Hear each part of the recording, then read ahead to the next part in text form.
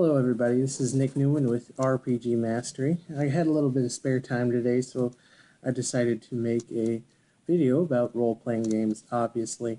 And this is going to be more of a blog style or a vlog style video here, just going through some things that have been on my mind and things I think I can answer. Sorry, some noisy neighbors. But basically, this episode is going to be about what makes a fun game, or how to make a game fun, interesting, and investive.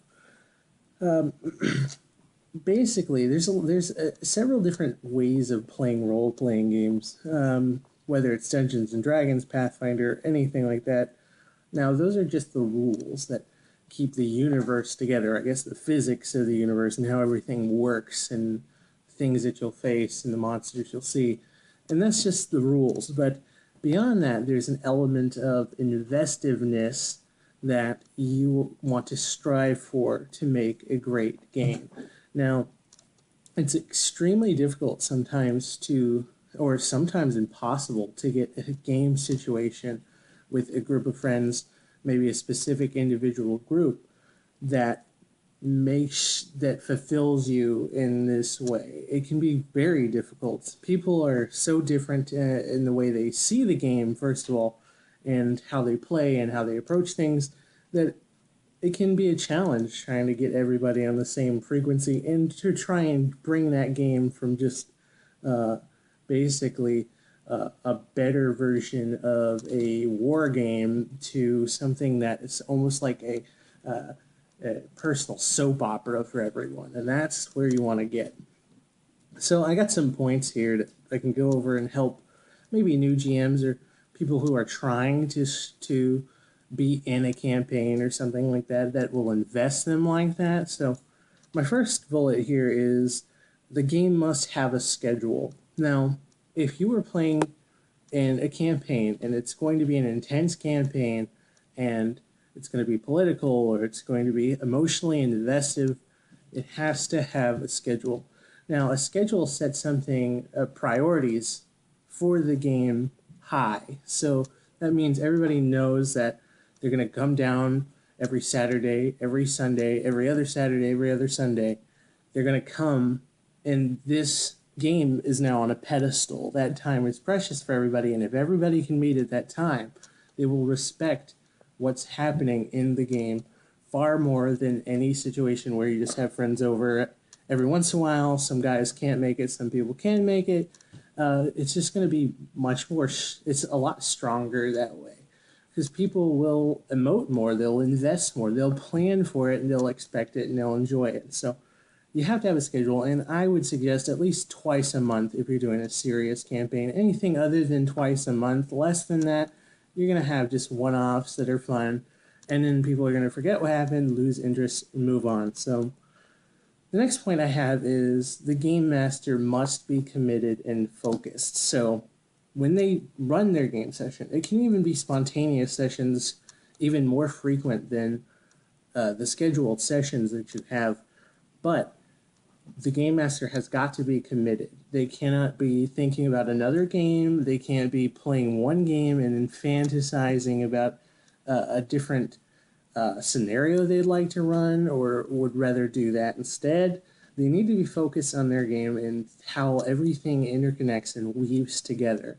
And they want to keep a consistency like that, because there's nothing worse, and I haven't had this situation personally, but there's probably nothing worse than a bunch of invested players that really enjoy a game and a GM that is just not as invested or interested in their own thing as the players are. And that's really sad. So sometimes it's not just the player's fault, it's not the GM's fault. Well, it is the GM's fault if they cannot commit or find what they're doing interesting. It is a privilege to be a GM, and a lot of people think that you owe the GM a lot for doing what they do, but it should be enjoyable for both parties, or the players and the GM. So my next point is that the players have to respect your game. Now, you're not going to have a good game even if one person doesn't respect the game as much as everybody else does. And that's behavior that is just kind of like people disrespecting the GM, the story, other people's stories that are going on. All it takes is one bad apple to ruin the bunch sometimes. Now, it's not too common. There's usually it just usually means that the player is not being or is not being not catered to, but at least they're not getting the kind of attention that they need or that they crave. They're not getting enough combat. They're not getting enough social interaction. They're not getting to play the character they want to play. But usually this is just a personal thing. And if you have a player like this in your party, it's best just to not invite them again next time you GM something, because all it takes is just one person to ruin that suspension of disbelief for everybody else. So players have to respect the game, and sometimes you can be the greatest GM, the best game master, have plans, have scenarios that are going to be good, understand, you get more invested in the players' characters than they do. But if a player just doesn't respect you, doesn't respect the game, it's going nowhere. So next thing is the players, is talking about players now, the players need goals to make great stories. Now, if you can have a mediocre game with a bunch of players that are just existing in a world that has a lot of problems, and then them being bestowed powers that can solve these problems. Now that's one way to do it, but if a player has a goal, and if you have a campaign with a setting that has room for characters or players to design characters with backstories that allow them to have goals that they can accomplish, things in the game are going to be much better later on. Players must respect each other. Now, this goes along with people respecting the game in general. Now, if you have one person who doesn't respect the game, other players are not going to respect that player because they're investing and that player is not investing. And basically, they're undermining everybody's work at the table. Everybody's fantasies are getting watered down just because one player won't respect the game. And then this leads to this chain of disrespect where nobody pays attention when anybody else takes a turn. Nobody cares when combat happens. You let characters die out of the game or in the game based on disrespect in real life. Metagaming happens. And so basically, players must respect each other. So it's always going to be best to have a campaign that's emotionally invested with people who are friends in real life. And that's best. Now, the last thing is, this is a hidden gem that a lot of GMs don't discover till later on. At least I didn't discover it for a long time. And that is that the rules must be treated as guidelines. Rules in Pathfinder are there to keep everything together, to give some consistency. But if you are a GM who strictly adheres to the rules every time any decision is to be made, you take away an element of surprise, an element of something natural. Every time you have to stop to look through a rule book, it takes away the suspension of disbelief. Every time you have to have an argument about a rule with a player, it takes away that same thing. People get lost from the game because of it.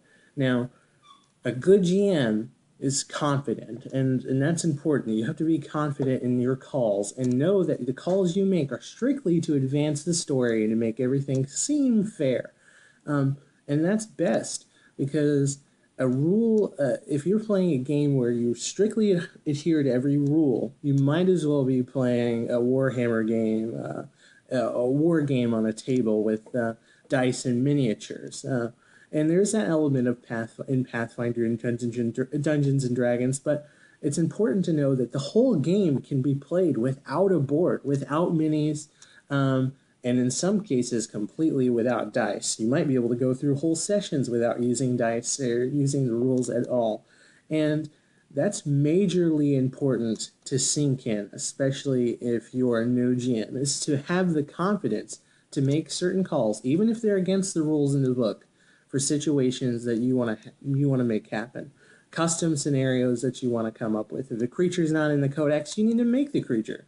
And you can make it on the fly. If it spits acid, then there it is. This little blob spits acid, then damn it, it spits acid. And you have to have confidence to say that this little blob that you made up in your mind does that. But there's probably a creature in the codex that already does that.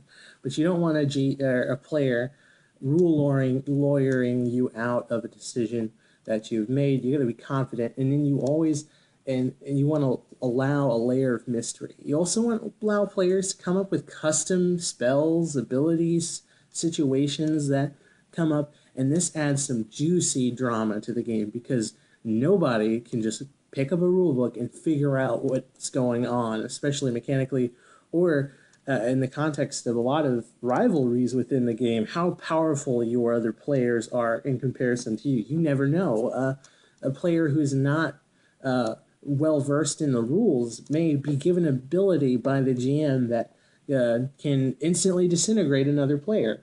Now, if everybody knows that you're a GM that doesn't adhere to the rules strictly, that possibility exists, and that feels very real. It feels like real life scenarios that no one can plan for, and it can make for a very powerful game if utilized correctly and people think that it's fair.